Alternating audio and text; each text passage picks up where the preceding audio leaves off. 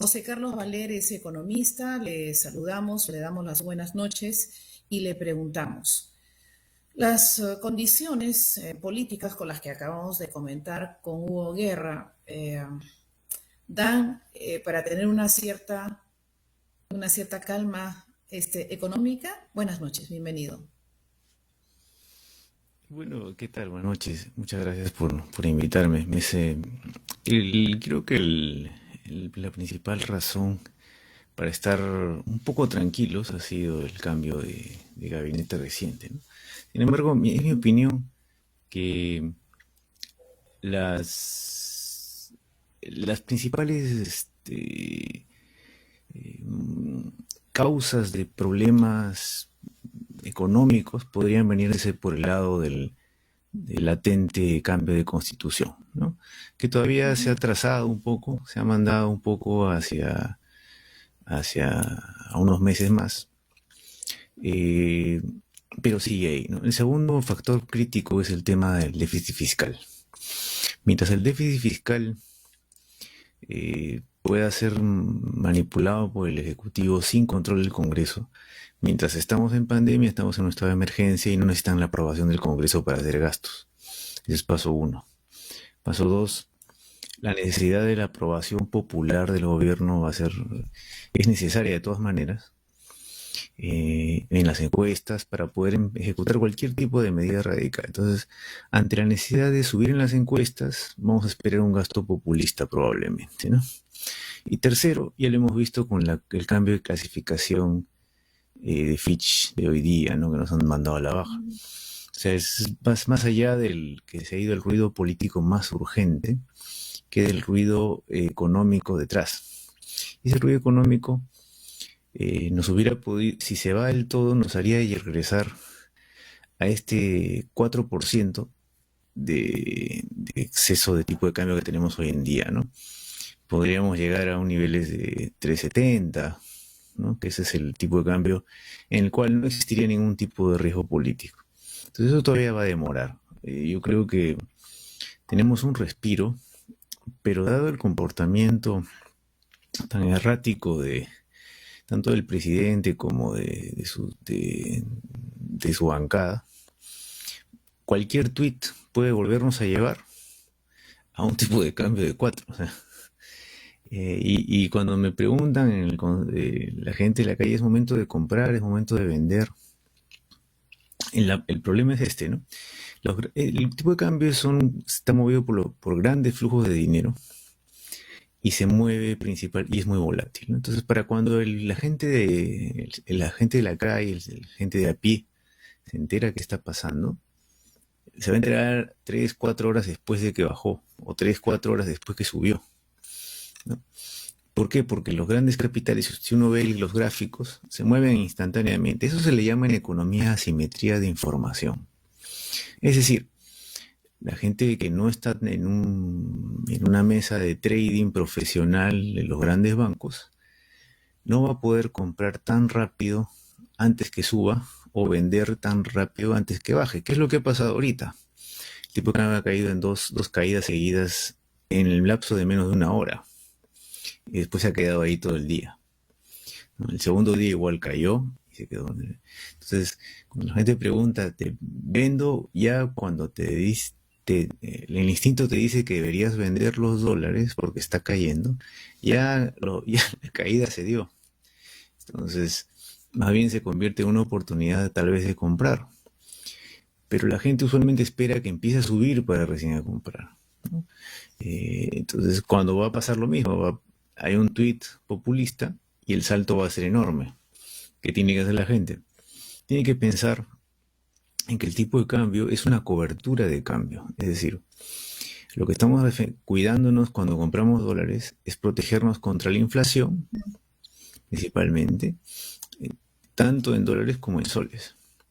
No es que estamos comprando un oro o estamos comprando una acción de la bolsa que va a subir. ¿Por qué? Porque nuestros ingresos usualmente son en soles. Entonces, mientras nuestros ingresos sean en soles, sí es bueno que tengamos una parte de nuestros ahorros separados en dólares. Pero no necesita ser este, eh, el 100% de los ahorros, ¿no? Necesita ser una parte que nos permita más o menos defendernos de una movida de cambio. Eso es más o menos un 50-50%. El problema en la población en general es que no tienen tantos ahorros, ¿no? Viven del día a día, de los Día a sueldos, de día. los salarios. Entonces, cuando uno dice, ¿qué tenemos que hacer? Bueno, tenemos que considerar esas oportunidades de caída del tipo de cambio para si tenemos que hacer algún pago, cambiar la deuda, por ejemplo, a soles, podamos cambiarla. ¿Por qué? Porque este ruido político va a seguir los próximos 5 años, ¿no? No, Factores críticos que yo esperé.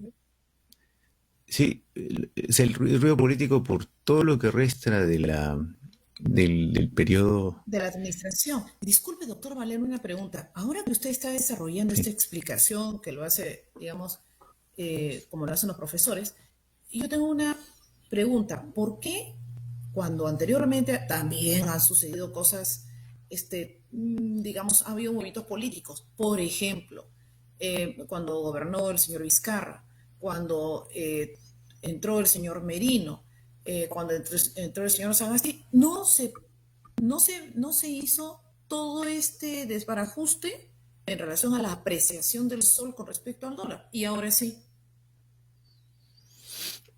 claro, porque en el caso de los lapsos políticos fuertes anteriores, no existía la amenaza de expropiación y cambio total de reglas, ¿no? Entonces, ese tipo de fenómenos políticos lleva a un total desdeño de las reglas económicas. Es decir, nadie está a salvo de nadie. Entonces, siguiendo el patrón de Argentina, digamos, no íbamos hasta Venezuela, el patrón de Argentina, los grandes flujos de capitales anticipan que el sol no va a valer lo que debe valer. Es decir, no le creen, no es que el dólar sube, se da cuenta, Es que la es que moneda el se sol deprecia. pierde valor, el sol Así pierde es. valor. Y pierde valor porque hay la sospecha de que vamos a ser insolventes en nuestros pagos hacia el exterior. Entonces, los Pregunto, primeros perdón, que se disculpe, mueven, doctor Valer. sí, ¿Alguien podría pensar que los grupos que acumulan, tienen más masa monetaria, también están presionando, jugando, entre comillas, jugando, ¿no? Están presionando porque no están de acuerdo con cierta regla política? ¿Cabe esa posibilidad o no? no, los que tienen más fuerza en mercado, en los flujos estos, son principalmente inversionistas extranjeros, por un lado, que están sentados en una laptop o en una computadora y hacen clics con su mouse, la verdad. Mm. Y su trabajo de ellos es invertir grandes capitales de extranjeros. No es que sean malos o que nos odien o que... No, ellos simplemente están viendo qué país es más insolvente y no. Cuando es insolvente, empiezan a retirar su dinero de los países, a menos que la tasa de interés suba. En nuestro caso, los bonos soberanos. Los extranjeros invierten en nuestros bonos soberanos. Cuando ellos venden los bonos soberanos nuestros, lo que hacen es botar muchos soles, porque ellos no solamente compran los bonos soberanos, sino se cubren contra el tipo de cambio, igual que cualquier persona en la calle acá, compra dólares, compra dólares. Entonces, cuando ellos retiran su plata en un clic, esos flujos inundan a los bancos peruanos, porque los bancos peruanos son los que les proporcionan esos dólares contra el sol. Mm. El segundo flujo grande son usualmente las AFPs. Las AFPs, porque suelen comprar o vender. Usual, últimamente las AFPs han estado vendiendo porque tenían que proveer los retiros anticipados de los jubilados, de los pensionistas, por las leyes que salieron, no los jubilados. Otro de los grandes flujos son las mineras, pero los Mm. flujos de las mineras, que son de las grandes empresas que hay, son al revés. Son los flujos que hacen que el tipo de cambio caiga. ¿Por qué ha caído el tipo de cambio tan fuerte y tan rápido?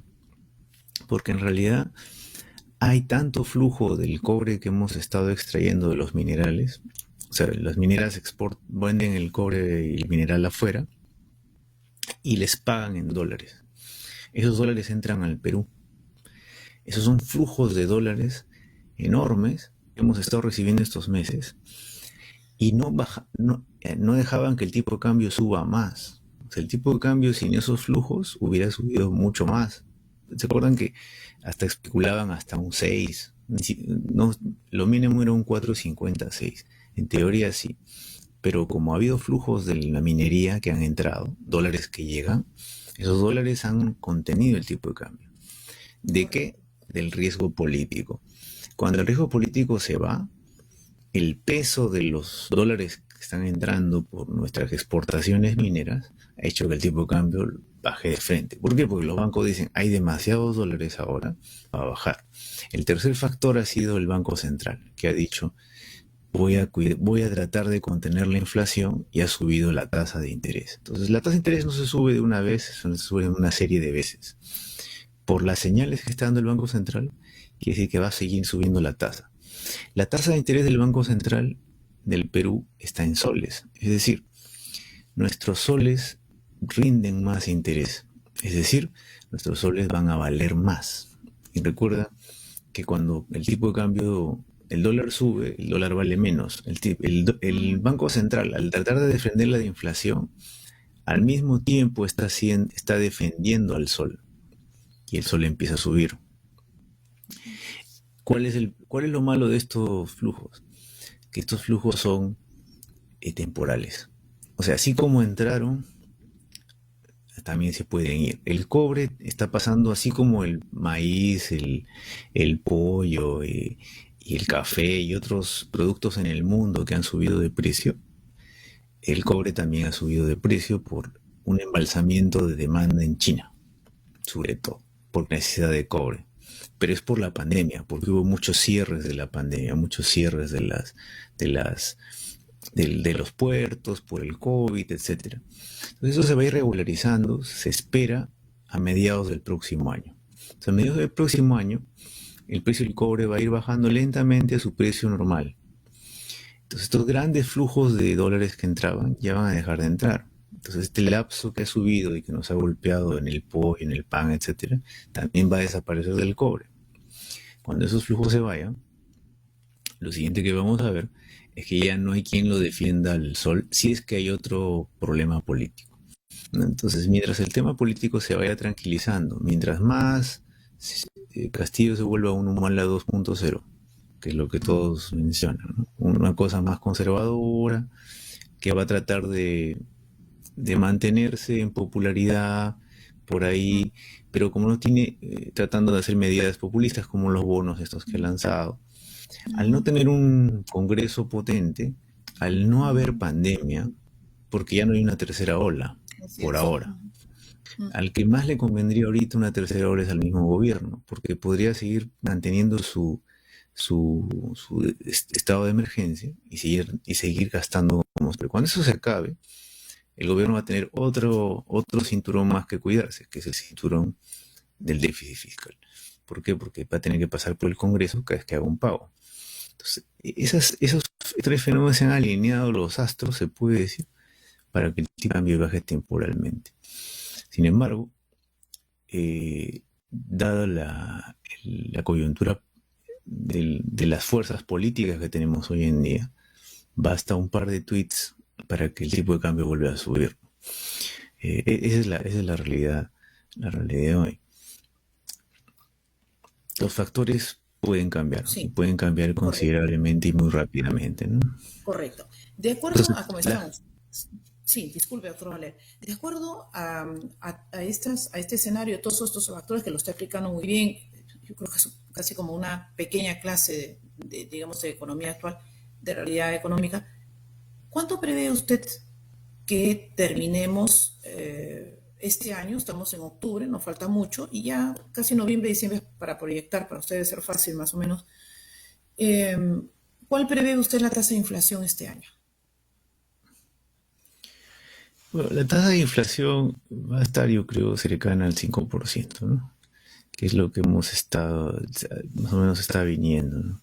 ¿Por qué? Porque estos embalses de logísticos se han visto ampliados por varias sequías mundiales, ¿no? Sobre todo en Brasil y en Argentina, ¿no? Además, en el mundo, estas sequías, estos fenómenos climáticos ahora se han sumado al fenómeno de la pandemia, de los temas logísticos, de esos embalses de falta de productos, ¿no? Y eso lo hemos visto en la subida de los fletes, que ha sido considerable. Lo que va a suceder ahora es que poco a poco va a irse regularizando de aquí hasta mediados del 2022 y la inflación va a ir reduciéndose en esos productos básicos, ¿no? Donde sí todavía está en duda es en el caso de la energía. Y en la energía estamos hablando del gas, el petróleo. ¿Por qué? Porque en el mundo se está viniendo el invierno en el sector, el hemisferio norte, que es el más industrial, que es el que más consume energía. Y además, como es más fuerte el frío ahí, las casas en el primer mundo suelen tener calefacción, sobre todo a gas, ¿no? Entonces, justo viene la época que más demandan energía y no es suficiente gas. Entonces ahí empieza un juego geopolítico que se está aprovechando, por ejemplo, Rusia. Rusia tiene un buen poder oligopólico en el gas en Europa, porque Rusia alimenta de energía a Europa mediante su gas. Gas que pasa por Argelia. Y acuérdese que Argelia justo es el país que apoya a este grupo separatista de África del Norte que hace poco lo reconoció el Perú, ¿no? No sé si Ujú. recuerda, Sí, eh, sí, el ya, Sáhara, ¿no? que Pertenecía. eso, sí, y ellos obedecen a intereses rusos, porque Argelia es uno de los que más, el 70% de las armas que se venden en África las compra Argelia. Entonces estamos viendo un juego de poder en el mundo sobre el tema energético importante, que va a mantener los precios altos, el precio del gas alto, el precio del petróleo alto, ¿no? Y eso a nosotros nos golpea en dos partes. Primero el petróleo, porque nosotros no tenemos petróleo, todo lo importamos. Es la única buena noticia es que todavía no están los carros en la calle por el tráfico, ¿no? Porque todavía estamos trabajando semi-remoto, ¿no? Ujú. Pero el gas sí choca en el tema Para el y hogar. por eso se ha vuelto un tema político. Porque nadie le miraba camisea en el gas. Pero ahora como se ha vuelto un tema político, y ahí va justo la ecuación, ¿no? La ecuación es, cuando el gobierno le preocupe las encuestas, va a atacar ese sector, que es en el caso del gas, porque lo hace popular. Entonces, ¿cuál es lo más popular? Decir que va a hacer algo a favor del rebajar el gas, contra los explotadores. Tiene su discurso, ¿no? Toda una narrativa que nos... Antes, la verdad, a la gente no le importaba el gas porque el gas estaba en precios mínimos históricos, ¿no? Se estaba en precios... Por eso nadie invertía en gas, ni quería explotar en gas, ni la gente quería invertir en distribuidoras de gas para Lima, por ejemplo. ¿Por qué? Porque el precio del gas estaba muy barato y la inversión no rendía. Entonces, ¿va a seguir la inflación de alimentos? Sí, hasta por lo menos el fin del invierno europeo o del norte, de Estados Unidos del norte, igual los precios del gas y el petróleo. Eso es lo que nos espera.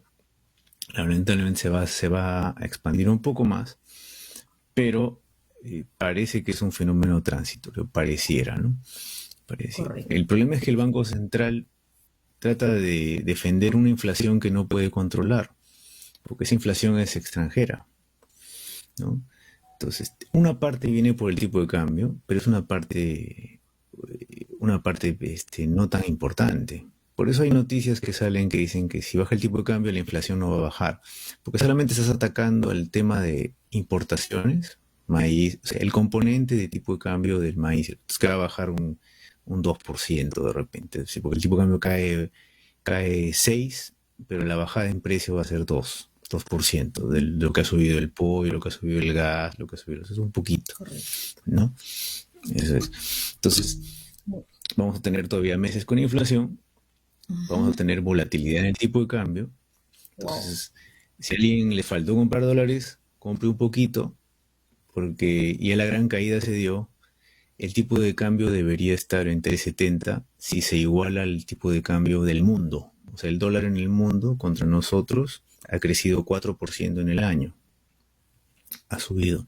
Y nosotros habíamos crecido 14, o sea, teníamos una distancia de 10. Esa distancia de 10 se ha reducido ahora a 4. ¿No? Ese 4 es lo que queda de riesgo político en Perú. Entonces, ya no es mucho que pueda bajar, solo es ese 4. Entonces la gente puede ir comprando si ve oportunidades para si les faltaba comprar algo de dólares e ir promediando hacia abajo, ¿no? Pero hay que prepararse, ¿no? Todavía no hemos acabado. Ya acabó la pandemia, pero ahora está el problema económico todavía hasta mediados del próximo año. Caramba. Doctor José Carlos Valer, le agradezco muchísimo su clase, digo yo, le hemos escuchado con atención, no, de veras, porque los temas, cómo es importante, doctor Valer, que tendríamos todos que tener conocimiento, interés por lo que acontece en el mundo, porque ya ve que todo de alguna manera guarda relación. Me ha faltado tiempo porque yo, aprovechando que usted es doctor en economía y magíster por la Universidad de Oxford, me hubiera encantado, será en otro momento, eh, una explicación por qué Gran Bretaña es el país que ha caído más que Japón o que los otros económicamente hablando. Pero en fin, eso será todavía un pan, digamos, eso será todavía una rodaja para rebanar este pan económico. Entre tanto, le agradezco como siempre su tiempo, su disposición eh, para ponernos en autos sobre el tema económico, que a veces es pues, eh, no difícil, pero sí más, digamos, complicadito de entender. Y sobre todo llevarlo a la billetera de cada uno de nosotros. Muchas gracias, doctor Valer. Entonces, Vilaro, muchas gracias por invitarme. Hasta pronto.